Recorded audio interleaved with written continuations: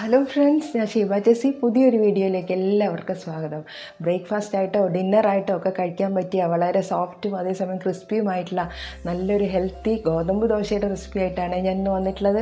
ഇനി അതിൻ്റെ കൂടെ കഴിക്കാൻ പറ്റിയ നല്ലൊരു ചട്നിയുടെ റെസിപ്പിയും കൂടെ ഞാൻ ഇന്ന് ഷെയർ ചെയ്യുന്നുണ്ട്. ഇത് രണ്ടും നല്ലൊരു ടേസ്റ്റി കോമ്പിനേഷനാണ് കേട്ടോ. ഇതിൽ ബേക്കിംഗ് സോഡയോ യാതൊന്നും ചേർക്കാതെയാണ് ഈ ദോശ ഞാൻ തയ്യാറാക്കിയിട്ടുള്ളത്. അപ്പോൾ ഈ ഗോതമ്പ് ദോശ തയ്യാറാക്കുന്നത് എങ്ങനെയാണ് നോക്കാം. റെസിപ്പി ഇഷ്ടമായാൽ ആദ്യം തന്നെ ഒന്ന് ലൈക്ക് എനിക്ക് തരാൻ മറന്നു പോകില്ലല്ലോ. അപ്പോൾ ഇതിനായിട്ട് ഞാൻ ആദ്യം ഒരു 1/2 കപ്പ് റവയാണ് ഞാനിവിടെ എടുത്തുള്ളത്. അത് മിക്സിയുടെ ജാറിലിട്ട് നന്നായിട്ടൊന്ന് പൊടിച്ചെടുക്കുന്നുണ്ട്. ഇനി അതിലേക്ക് ഞാനിവിടെ 1 കപ്പ് ഗോതമ്പ് പൊടിയാണ് എടുത്തിട്ടുള്ളത്. ഇനി അതിലേക്ക് 2 ടേബിൾ സ്പൂൺ അരിപ്പൊടി കൂടെ, നൈസ് വറുത്ത അരിപ്പൊടി കൂടെ ചേർത്ത് കൊടുക്കുന്നുണ്ട്. ഇനി അതൊന്ന് മിക്സ് ചെയ്യാൻ വേണ്ടി 1/2 കപ്പ് തൈര് ഒഴിച്ചു കൊടുക്കാം. ഇനി ഇത് തൈരും കൂടെ ആദ്യം മിക്സ് ചെയ്ത ശേഷം പിന്നെ നമ്മൾ വെള്ളത്തിലാണ് കുഴച്ചെടുക്കുന്നത്. എനിക്ക് ഇത്രയും പൊടി കുഴച്ചെടുക്കാൻ ആവശ്യമായിട്ട് വന്ന വെള്ളത്തിൻ്റെ അളവ് 1.5 കപ്പ് വെള്ളമാണ് വന്നിട്ടുള്ളത്. ആദ്യം ഞാനൊരു 1/2 കപ്പ് വെള്ളത്തിൽ ഒന്ന് മിക്സ് ചെയ്തു. പിന്നെ 1 കപ്പ് വെള്ളം കൂടെ ഞാൻ അതിലേക്ക് ഒഴിച്ചു കൊടുത്തിട്ടുണ്ട്. ഗോതമ്പ് പൊടിയും റവയും എല്ലാം എടുത്ത അതേ കപ്പിന് തന്നെയാണ് ഞാൻ വെള്ളവും അളന്നെടുത്തിട്ടുള്ളത്. ഇനി ഇതിലേക്ക് ആവശ്യമായിട്ടുള്ള ഉപ്പ് മാത്രമാണ് ചേർത്ത് കൊടുക്കുന്നത്. ദോശയുടെ ആ ഒരു കൺസിസ്റ്റൻസിയിൽ നമുക്കെല്ലാവർക്കും അറിയാമല്ലോ, ആ ഒരു തിക്നെസ്സിലാണ് ഇവിടെ നമ്മൾ മാവ് കുഴച്ചെടുക്കുന്നത്. ഉപ്പും കൂടി ഇട്ട് കൊടുത്ത ശേഷം നന്നായിട്ട് അതൊന്ന് മിക്സ് ചെയ്തെടുക്കണം. വേണമെങ്കിൽ നിങ്ങൾക്ക് മിക്സിയിലൊന്ന് ചെറുതായിട്ടൊന്ന് അടിച്ചെടുക്കാം. ഞാൻ മിക്സിയിലൊന്നും അടിക്കുന്നില്ല. നല്ലപോലെ ഞാൻ മിക്സ് ചെയ്ത് വെച്ചിട്ട് മൂടി വെച്ചിട്ടുണ്ട് ഒരു 5 മിനിറ്റ് നേരം. ഇനി അതിലേക്കുള്ള ഒരു ചട്നി തയ്യാറാക്കിയാലോ.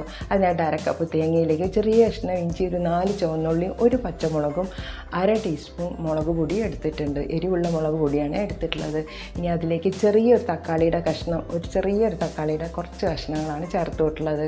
അതുപോലെ തന്നെ ഒരു പിടി മല്ലിയിലയും പിന്നെ പാകത്തിലുള്ള ഉപ്പും കൂടെ ചേർത്ത് കൊടുത്ത് കുറച്ച് വെള്ളം ഒഴിച്ചു കൊടുത്ത് കുറച്ച് കട്ടിയിലാണ് ഈ ചട്നി ഞാനിവിടെ അരച്ചെടുത്ത് കൊണ്ടുവന്നിട്ടുള്ളത്. ഇനി നമുക്കതൊരു പാത്രത്തിലേക്ക് ഒഴിച്ചു കൊടുക്കാം.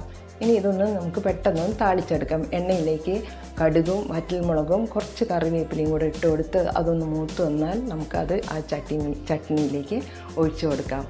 അത് ഒഴിച്ചു കൊടുത്ത് എല്ലാം കൂടെ നന്നായിട്ടൊന്ന് മിക്സ് ചെയ്യാം. ചട്നി ചൂടാക്കുന്നില്ല, അതുകൊണ്ട് അതിന് നല്ലൊരു ടേസ്റ്റ് ആയിരിക്കും. അപ്പോൾ ഇതുപോലെ നമുക്കൊന്ന് മിക്സ് ചെയ്തെടുത്താൽ ദോശയ്ക്കുള്ള ചട്നി ഇവിടെ തയ്യാറായിട്ടുണ്ട്. ഇനി നമുക്ക് ദോശ ഉണ്ടാക്കിയെടുക്കാം. ദോശ തവയിലേക്ക് നന്നായിട്ട് എണ്ണയൊന്ന് തൂവി കൊടുത്ത് ഫ്ലെയിം ഒന്ന് മീഡിയത്തിനും ലോയ്ക്കും ഇടയിൽ വെച്ചിട്ട് വേണം ഈ ദോശ പരത്തിയെടുക്കാൻ. പെട്ടെന്ന് സ്പീഡിലൊന്നും ദോശ പരത്തിയെടുക്കരുത്. ഇതുപോലെ വളരെ സ്ലോ ആയിട്ട് കനം കുറച്ച് നിങ്ങൾക്ക് പരത്തിയെടുക്കാം. ഈ ദോശ ഒന്ന് ചെറുതായിട്ടൊന്ന് മുരിഞ്ഞ് വരാൻ വേണ്ടിയിട്ട് നമുക്കൊന്ന് വെയിറ്റ് ചെയ്യാം. ഞാൻ കുറച്ച് ഓയിൽ ഇതിൽ ബ്രഷ് ചെയ്ത് കൊടുക്കുന്നുണ്ട്. നിങ്ങൾക്ക് വേണമെങ്കിൽ നെയ്യ് തേച്ച് കൊടുക്കാം. അപ്പോൾ ഇത് ചെറുതായിട്ടൊന്ന് മുരിഞ്ഞ് വരും. ഞാനിവിടെ ദോശയുടെ 2 സൈഡും മൊരിച്ചെടുക്കുന്നുണ്ട് തിരിച്ചിട്ടിട്ട്. അപ്പോൾ പെട്ടെന്ന് തന്നെ ദോശ തവയിൽ നിന്ന് എനിക്ക് ദോശ ഇളകി വന്നിട്ടുണ്ട്. ഇതുപോലെ ഒന്ന് തിരിച്ചിട്ട് കൊടുത്താൽ മതി.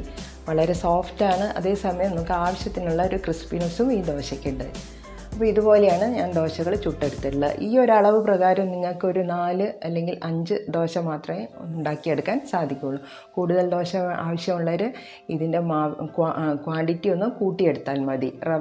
റവ എടുക്കുന്നതിൻ്റെ ഇരട്ടിയായിട്ട് ഗോതമ്പ് പൊടി എടുത്തിട്ട് അതിലേക്ക് അതിൻ്റെ അതേ അളവിൽ തന്നെ നമുക്ക് അരിപ്പൊടിയും കൂടെ എടുക്കാനുണ്ട്. ഞാനിവിടെ 1 കപ്പ് ഗോതമ്പ് പൊടിക്ക് 2 ടേബിൾ സ്പൂൺ അരിപ്പൊടിയാണ് എടുത്തിട്ടുള്ളത്. അപ്പോൾ ഈ അളവുകളെല്ലാം ഞാൻ ഡിസ്ക്രിപ്ഷനിൽ കൊടുക്കുന്നതായിരിക്കും. വളരെ സോഫ്റ്റാണ്, അതേസമയം നല്ല ക്രിസ്പിയുമായിട്ടുള്ള നല്ല ദോശയാണ്. ഇതിൽ ഞാൻ ബേക്കിംഗ് സോഡയോ അങ്ങനത്തെ യാതൊന്നും ഞാൻ ചേർത്ത് കൊടുത്തിട്ടില്ല. അപ്പോൾ നമുക്ക് ബ്രേക്ക്ഫാസ്റ്റിനും ഡിന്നറിനും എല്ലാം ഇതുപോലത്തെ ദോശ ഉണ്ടാക്കി കഴിച്ചാൽ വളരെ ഹെൽത്തിയാണ്. ഇതിൽ വളരെയധികം ഓയിലോ അങ്ങനത്തെ യാതൊന്നും വരുന്നില്ല. അപ്പോൾ എൻ്റെ റെസിപ്പി ഇഷ്ടമായാൽ ലൈക്ക് ചെയ്യാൻ മറന്നുപോയില്ലല്ലോ. പുതിയ ഫ്രണ്ട്സ് ആരെങ്കിലും കാണുന്നുണ്ടെങ്കിൽ ഒന്ന് സബ്സ്ക്രൈബ് ചെയ്ത് എന്നെ ഒന്ന് സപ്പോർട്ടും കൂടെ ചെയ്യണം കേട്ടോ. പിന്നെ നിങ്ങളുടെ ഫ്രണ്ട്സിനും റിലേറ്റീവ്സിനൊക്കെ ഈ വീഡിയോ ഒന്ന് ഷെയർ ചെയ്ത് കൊടുക്കാനും മറക്കാറില്ലല്ലോ. അപ്പോൾ താങ്ക്സ് ഫോർ വാച്ചിങ്.